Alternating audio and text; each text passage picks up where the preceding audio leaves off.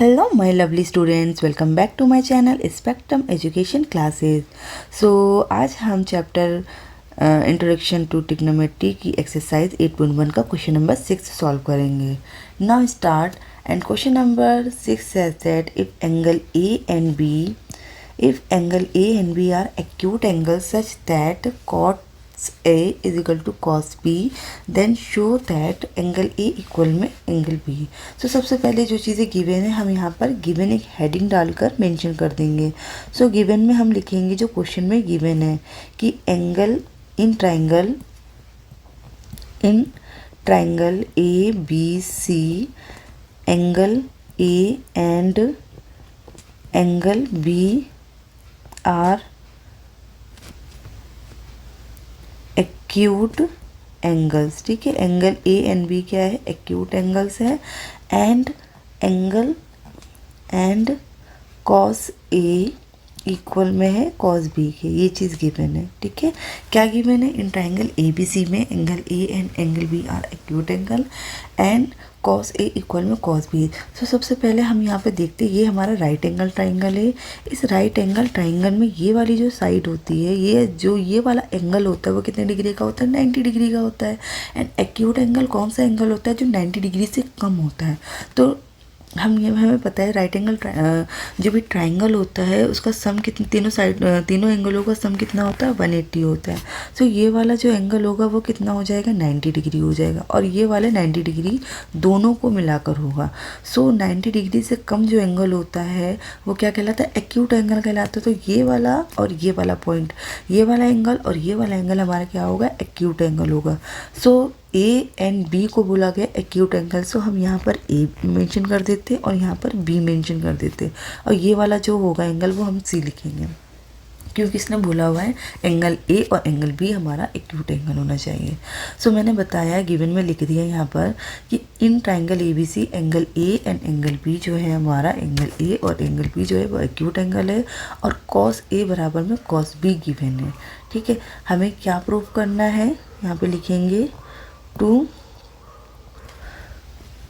Show, क्या show करना है हमें?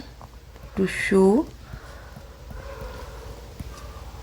एंगल ए इक्वल में हमें एंगल बी दिखाना है। ठीक है, सो प्रूफ में हम सबसे पहले यहाँ पे लिखेंगे प्रूफ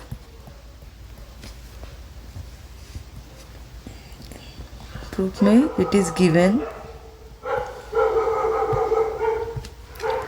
इट इज गिवन क्या गिवन है कि हमारा कॉस ए इक्वल में है कॉस बी के। कॉस का फॉर्मूला होता है बेस अपॉन में हाइपोटेनस एंड बेस अपॉन में hypotenuse. So with respect to A के रिस्पेक्ट पे हम देखेंगे।